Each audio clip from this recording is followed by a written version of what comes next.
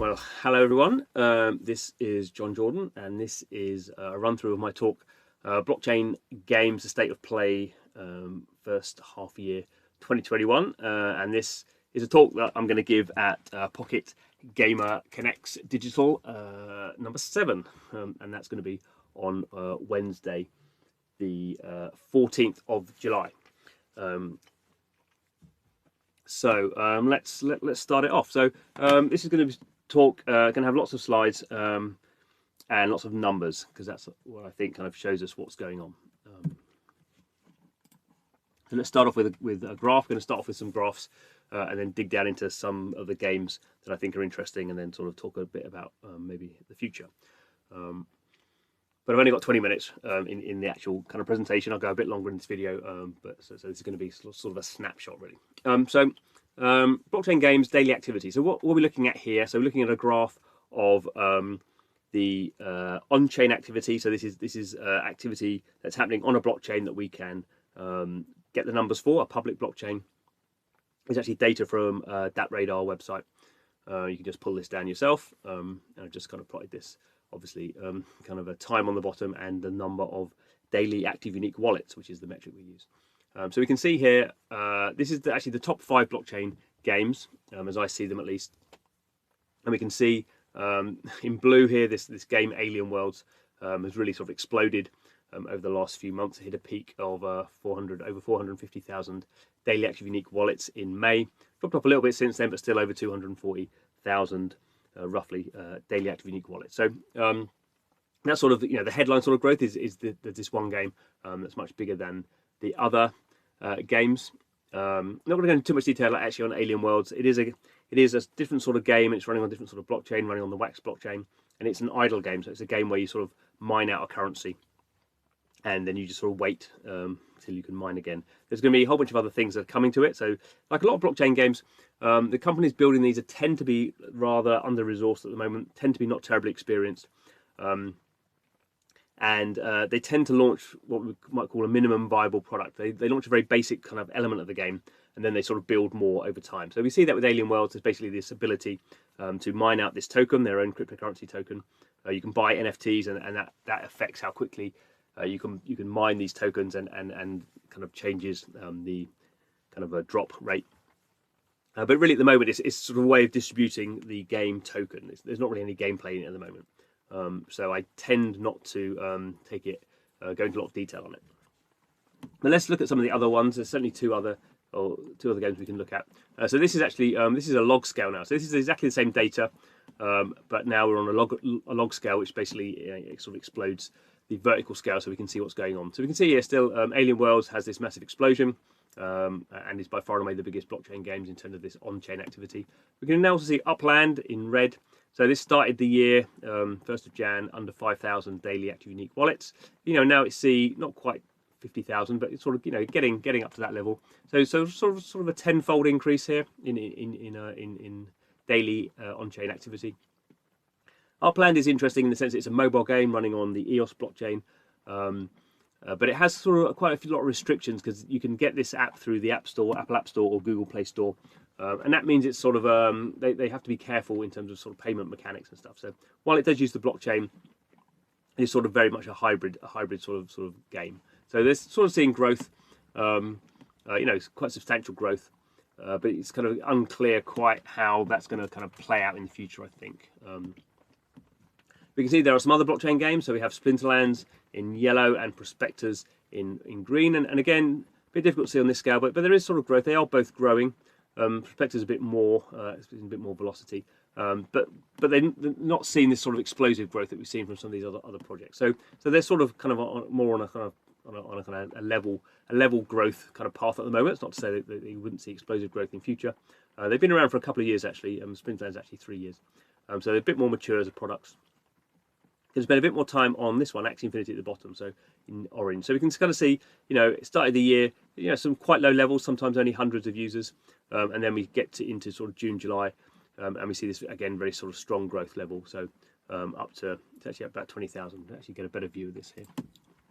So here I actually took Alien Worlds off, so we can kind of get a better view of sort of Upland's growth Very strong peak here actually. It drops down a little bit, but we can see here with Axi Infinity, you know, this very sort of highlighted kind of growth, touching 20,000 daily active unique wallets in terms of, again, on-chain activity. And if you want to see just that daily Axi Infinity, we can see here, you know, over a very short period of time, we've seen very, very strong growth. So we can kind of see, in general, I would say, you know, there are some interesting, all blockchain games are interesting in their own ways, and they all have a slightly different kind of gameplay, slightly different way of using blockchains, and that sort of impacts how, I think that impacts how quickly they can grow to a degree.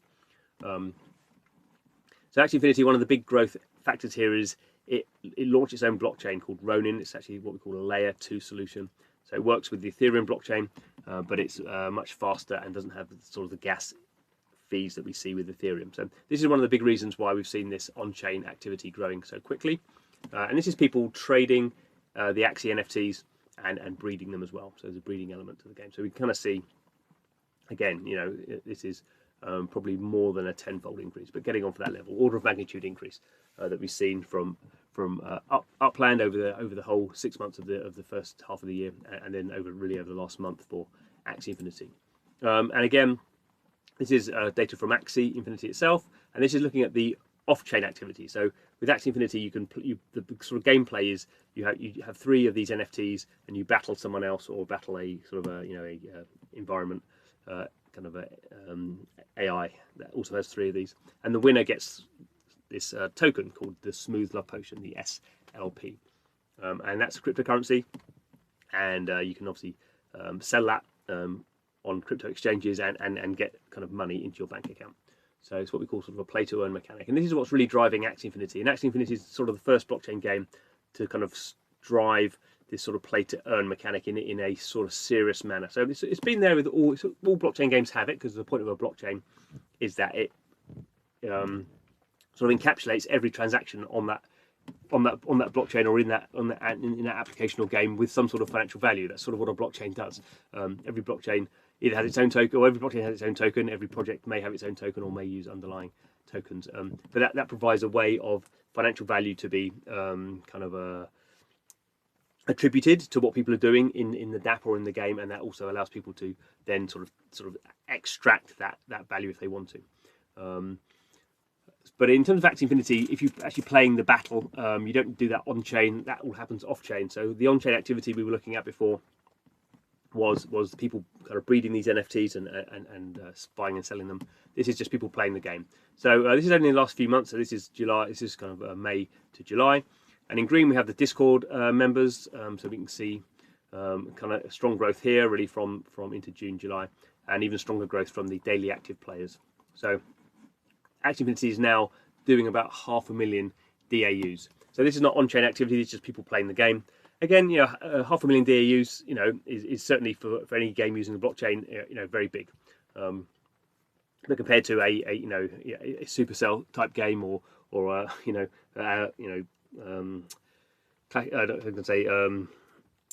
Candy Crush Saga, something like that. But it's not big numbers.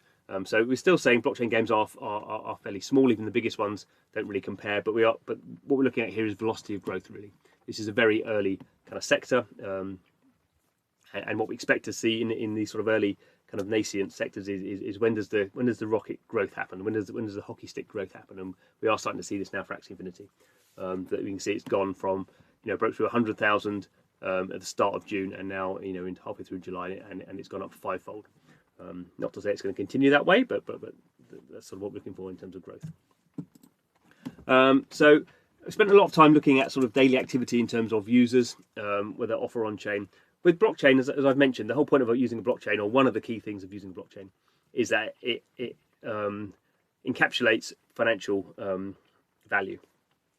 So whenever I consider a blockchain game, I'm looking at, you know, what the number of users and what's the kind of the economic value that's being created. And sometimes you can have a lot of users and not a lot of financial value, and sometimes you can have few users and a lot of financial value.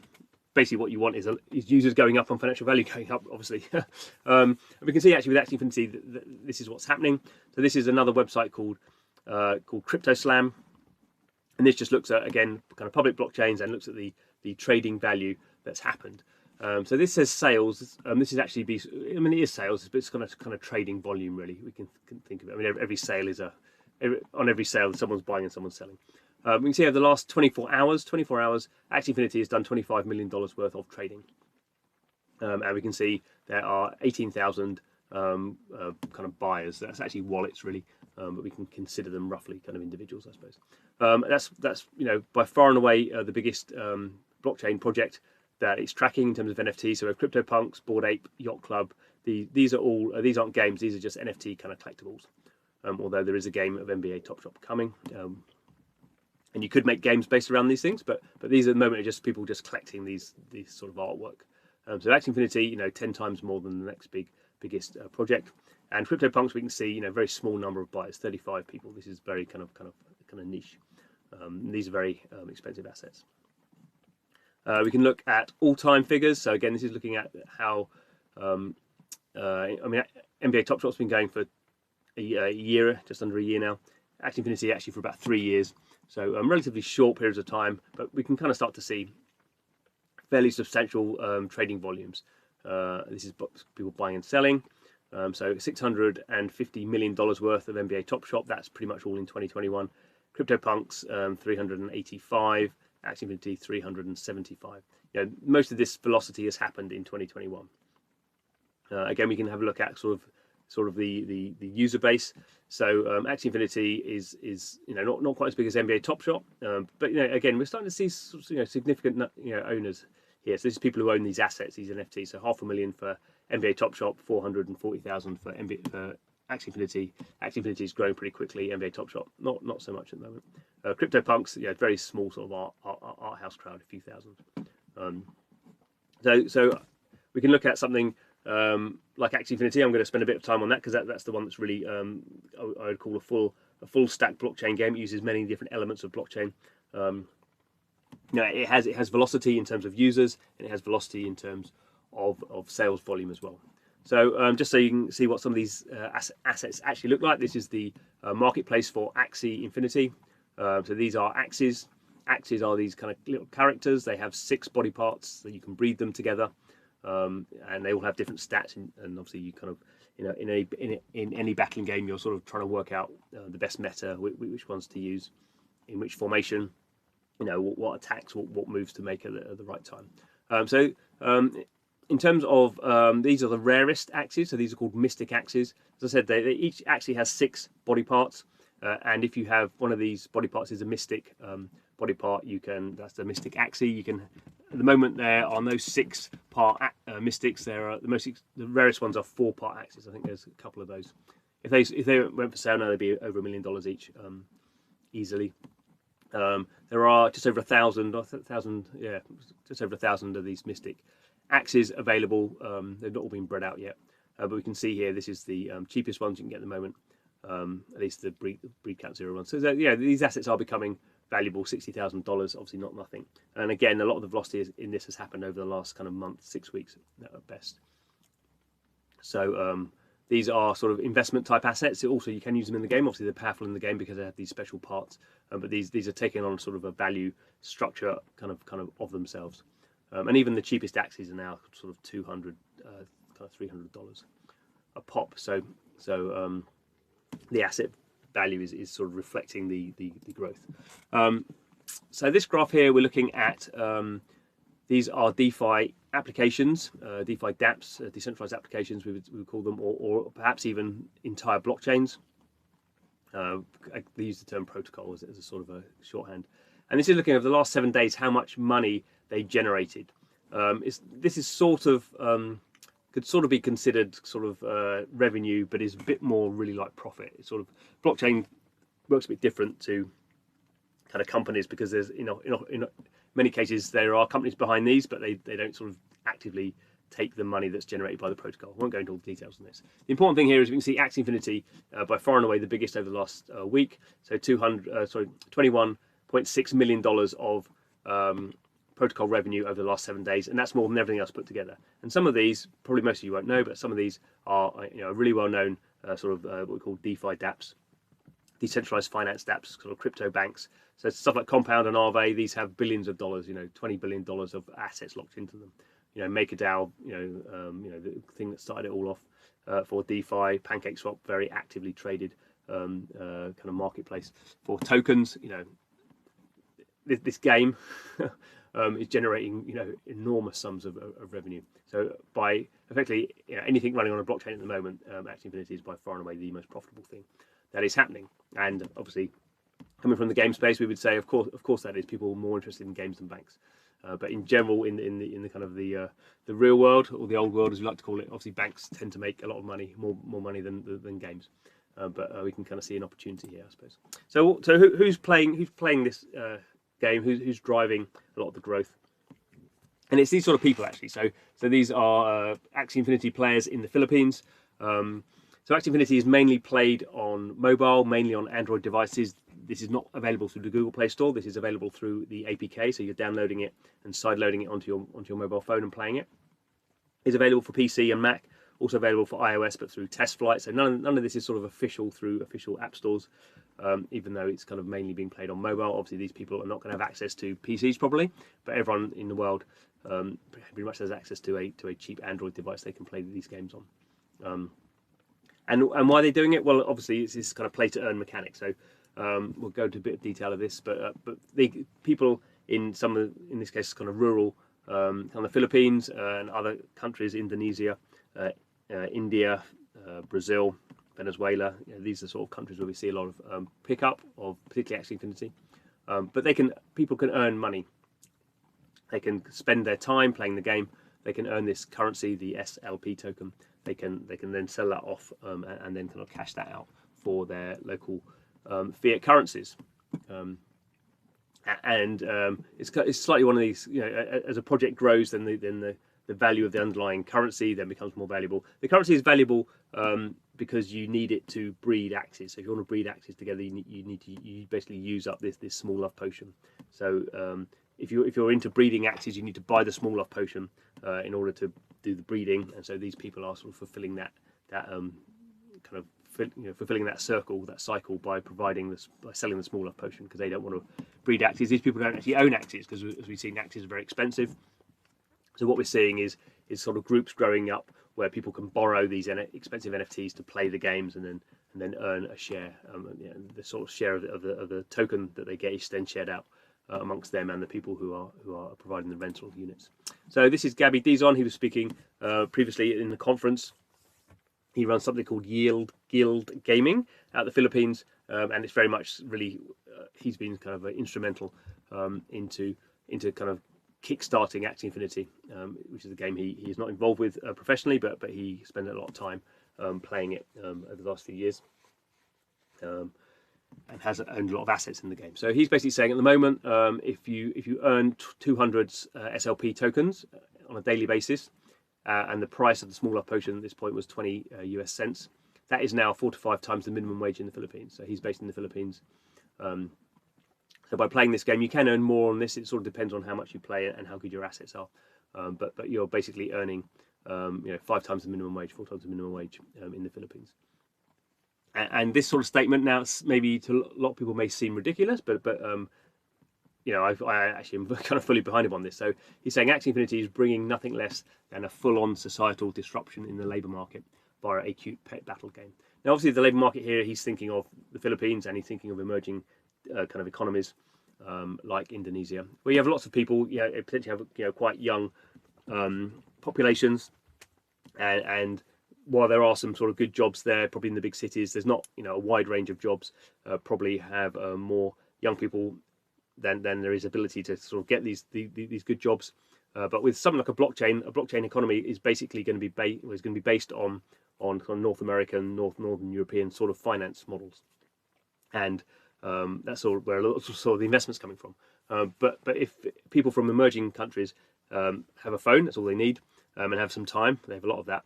They can start to earn at sort of Western levels of salary.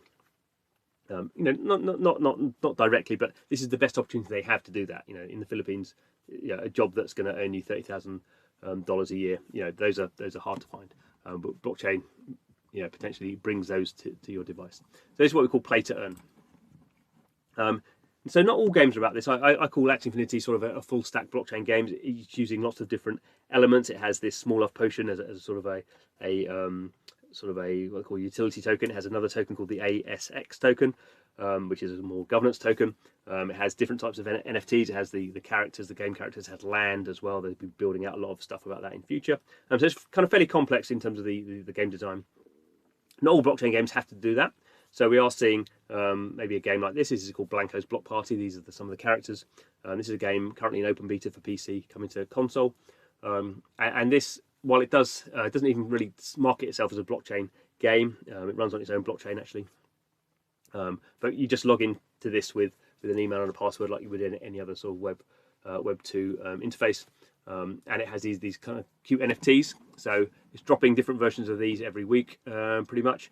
These are limited supply, so there may be a few thousand of these available. And this is the marketplace interface, which is currently in closed alpha. But we can kind of start to see, some of the values based around these. So these are this kind of guy here, Alter Dude. He was available for $10 when he was available earlier on in the year. I can't remember, about kind of 2,000 of these available, and the cheapest one now is $38. Obviously, different kind of pricing depending on sort of the scarcity or the aesthetic kind of premium, as I call it. But this one here, Billy A. Bones, was only available as a giveaway before the game even launched. So there's a few hundred of these available, and these are cheapest one currently 3,000. So this game is actually more a user-generated content world with mini games, and it's much more based around the ownership of NFTs, which do have a financial value, but obviously have a very strong aesthetic value as well. And it's free to play. So if you want to play this game, you can just log in. And you get given you can sort of get given a basic character for free that you can't sell, and you can basically go and then earn other characters as well, just by playing the game. So it's a more accessible situation, and it's just not blockchain heavy. It's a very sort of lightweight sort of game. So there's different ways of kind of presenting blockchain or using blockchain. Or I call sort of blockchain games or games using the blockchain. They're two quite different things, and even within those kind of categories, there are different ways of presenting. So it doesn't all have to be about kind of very expensive assets, which is not to say that blancos won't have expensive assets, but there we go. So we have other things as well, and we're starting to see kind of mass market kind of brands coming in here. So the Sandbox is a very clear example of this. This is much more like a sort of Minecraft, a user-generated world, kind of metaverse as they call it, as people tend to do these days. What we're seeing is big brands coming in here. So in the Sandbox, you can build your own environment like you can do in Minecraft. But in the Sandbox, you can build that. If you own the NFT, a land NFT, you can build that and then allow that to be accessible to other people. And The Walking Dead just last week announced they were going to do a big sort of a content deal. So the Walking Dead have their own game within the Sandbox. This is I think what we're looking at here. So they've kind of created that themselves. So you can kind of play The Walking Dead within the Sandbox. Obviously, the characters are all blocky for the Sandbox. That's the Sandbox style. But equally, people can buy these. Will be able to buy these assets. So the characters and some of the in-game items.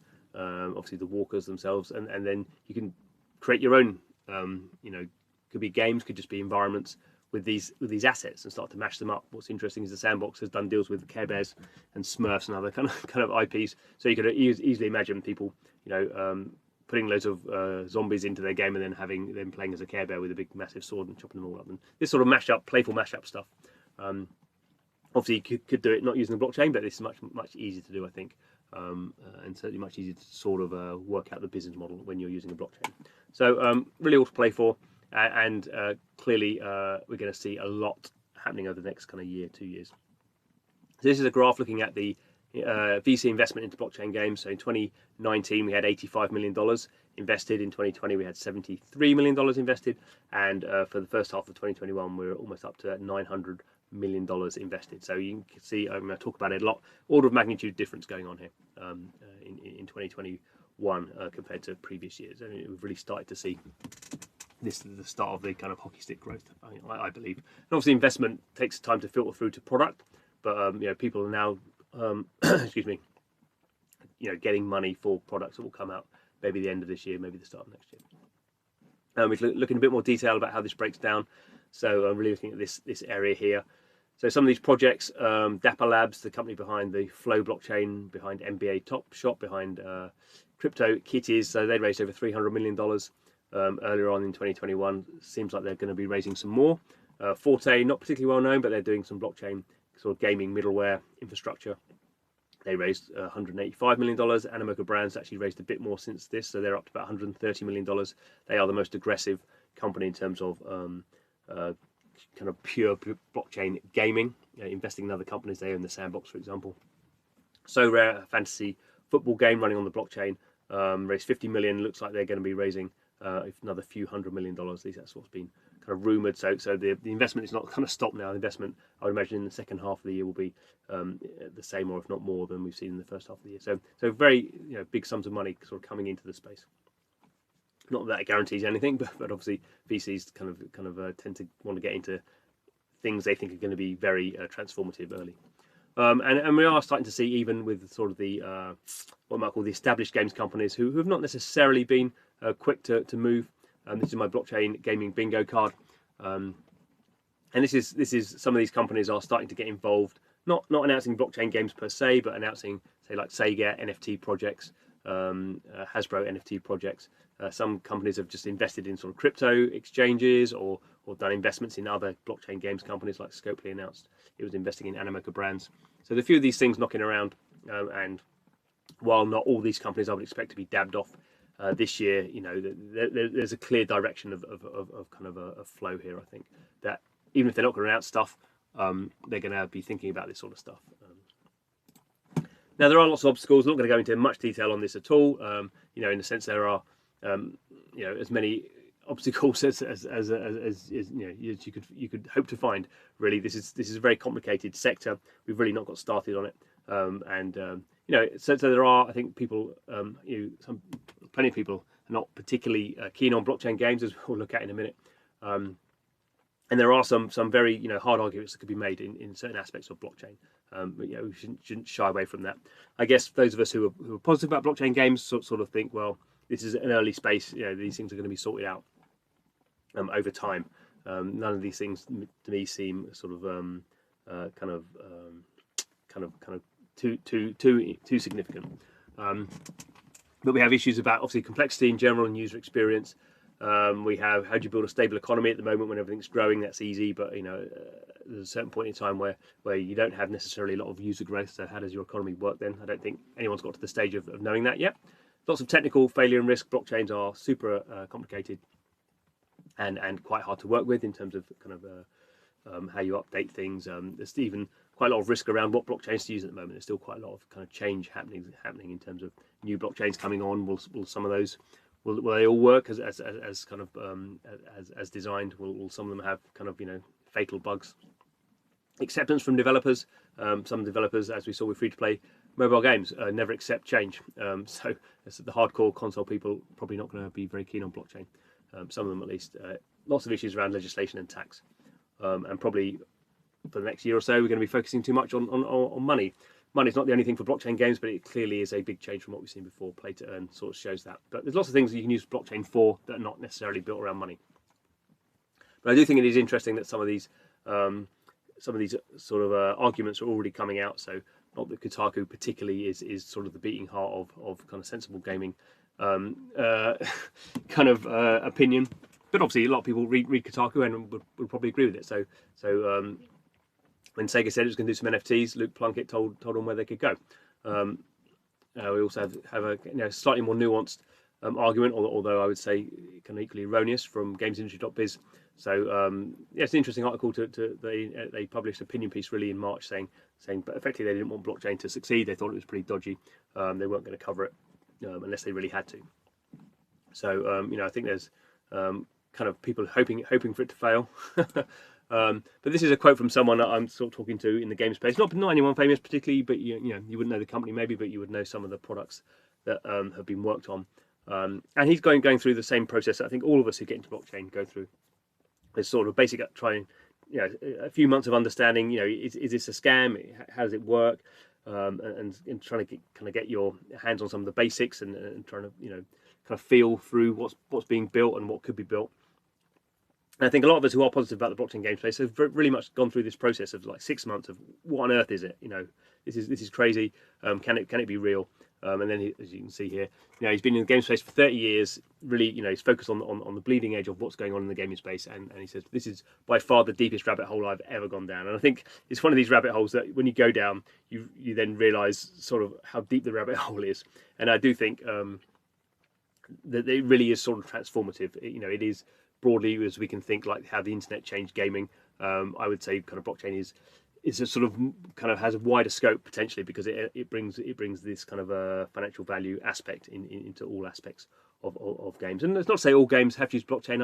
I think some can use it lightly in the way that some use the internet lightly, but some you'll be able to build these incredibly deep experiences that will last potentially for hundreds of years because you're building an economic model into them now. And I kind of think that's the really exciting thing, although it's going to take us many years to kind of sort out all this sort of stuff. So I hope that was sort of useful. If you want to get hold of me, here's my email. Pretty active on Twitter and YouTube. I've got a Substack going as well. So hopefully if you have any questions, you can kind of hit me up on those things. But thanks for listening.